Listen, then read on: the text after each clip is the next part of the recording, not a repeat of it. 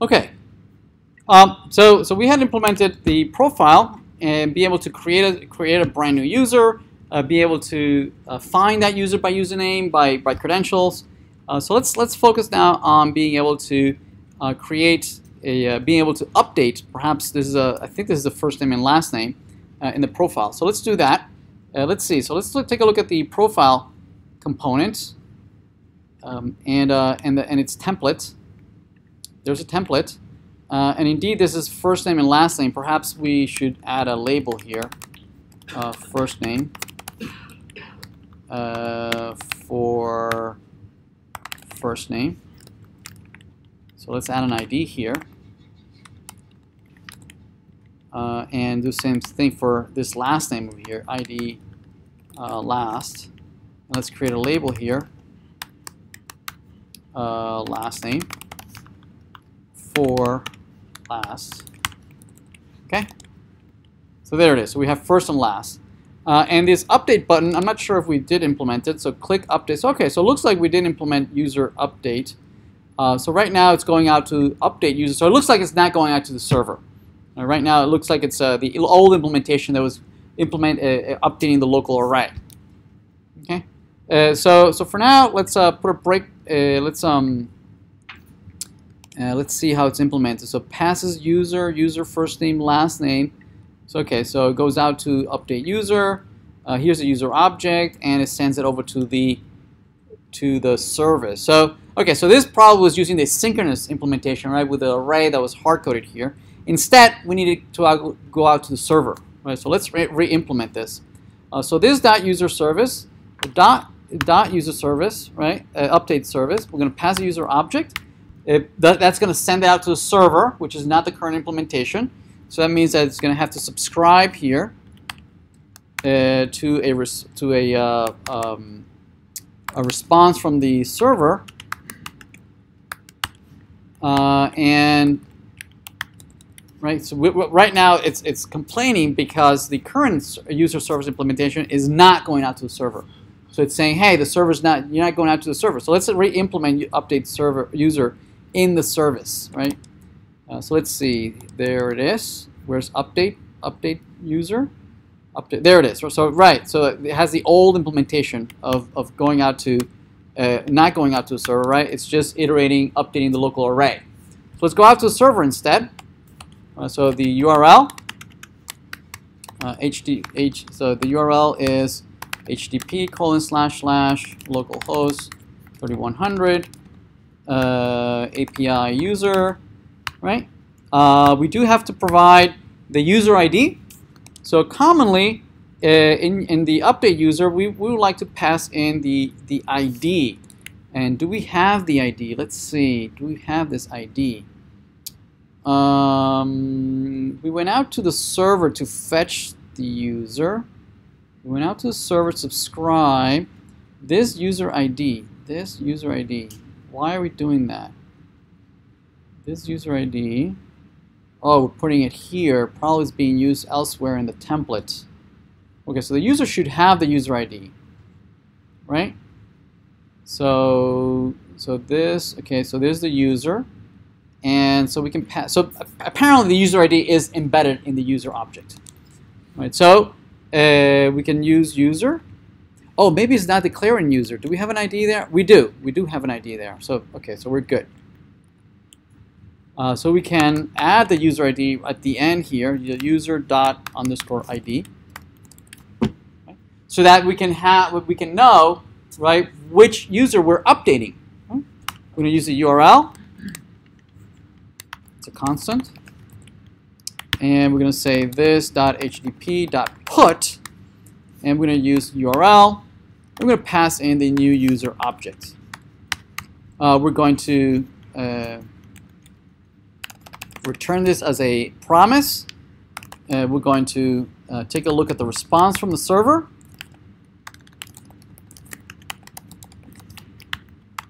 Right? And here, presumably this response is the user that has been updated, or at least a status information on whether it was successful or not, or how many users were updated. So we're just going to parse it and return whatever comes back. Response dot. It is none of our business as a service to know what's in there. Okay. So let's see in the components. See if it's happy now. All right. So it has a. I think it's not a user. Probably it's just status. And we just say console.log status. All right.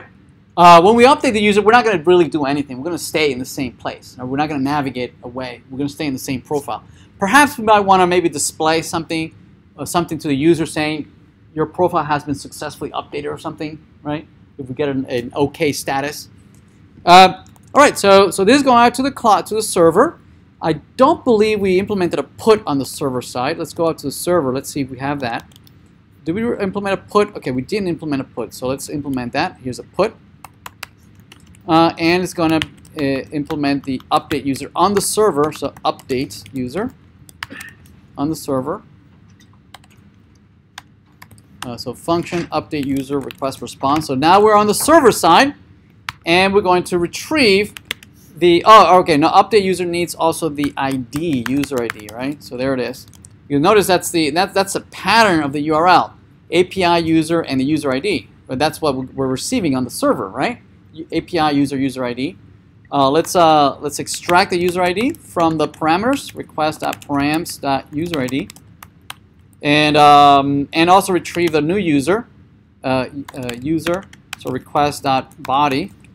And then we're ready to use the user model. User model, presumably there's an update there, update user. We're going to pass the ID of the user that we're updating and the new data, data for that user. And this is going to go out to the database server. It's going to return a promise, and here we're going to register a callback, and some status information is going to come back, and we're just going to send it back, send back the status. Right, from the database update. And I don't believe, did we create update user? Let's see. Let's go to the model. Did we create update user? I don't believe so. Fine. We didn't. All right, so let's create it. User model dot update user, and let's implement it right here. So function update user. Here's our user ID, and here's our brand new user object. So to do this, we're going to use user model dot update, and we need to filter and say we want to update the object at ID user ID, right? And here's the new data. The new data is user. Okay.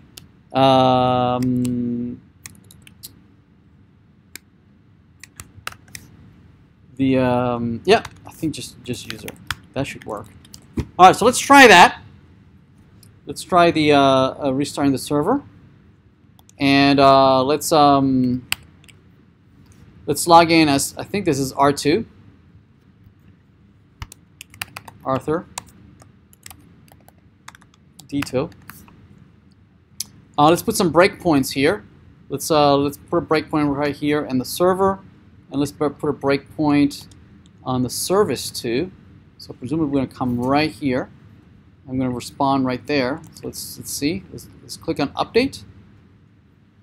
Okay, it's going to go update user. There it is. Let's look. I like to see the status. Okay, went out to the server. There it is. And the server is going to go out to the database right there. Continue. We're at the database. We have the user ID.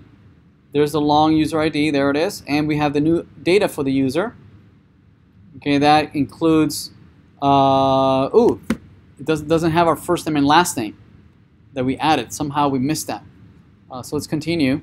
Let's see what happens.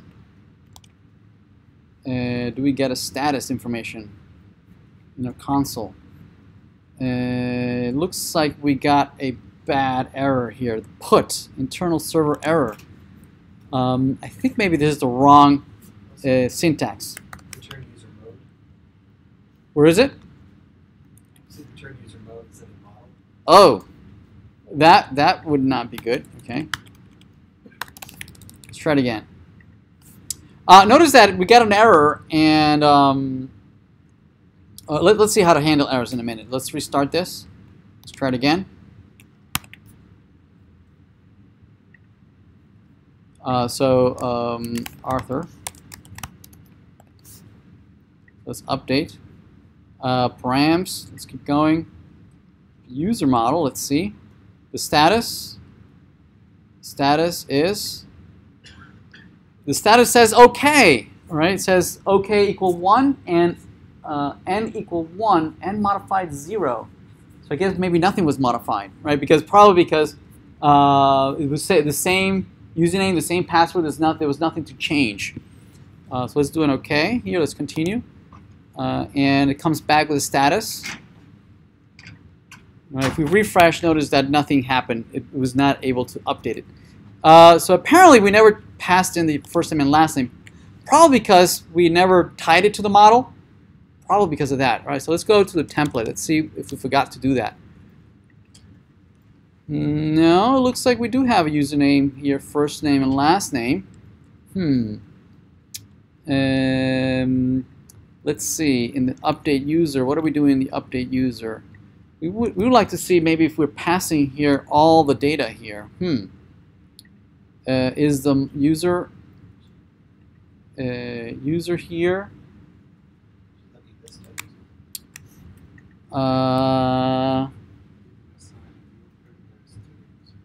I'm sorry? So they didn't assign first name, last name to the user? Yeah, well, I never assigned the... Well, let's step through this, right? Let's see if we can step through this. So profile, update user. Let's see what we're passing right here. Update. Let's hover over user. Okay, so it looks like it's only grabbing the password and the username. Why are you only username, user? Why are you grabbing just the user? The templates, user, we are passing user. And let me look at the console. Let me say this dot user. This dot user. Okay, that's what came from the database. That's what came from the database. All right. Let's go to the component user, and that's what we're passing here as an argument.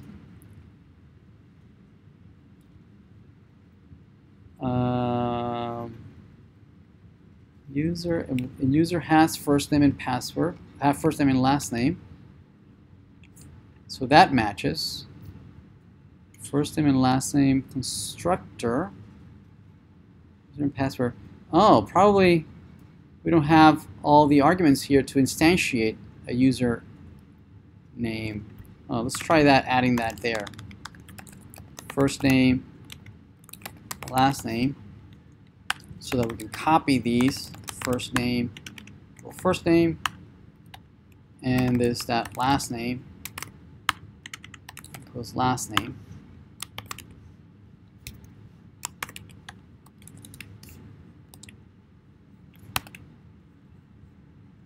Let's see. Let's continue. Continue. Oops. I think we broke something. What did we break? I changed the constructor. Somebody was using that constructor. Who was using that constructor? That's on the service. The profile component. Was anybody using that constructor? Let's see. Profile component. Who was using that? Error context, validate, update directives, blah, blah, blah, blah, debug context, view, component, no def, provide, Supply parameters do not match any signature of call target. Profile component 6, error context. No, that's not it. User first name, last name. All right, let me debug this and see what's going on. All right, let me break that.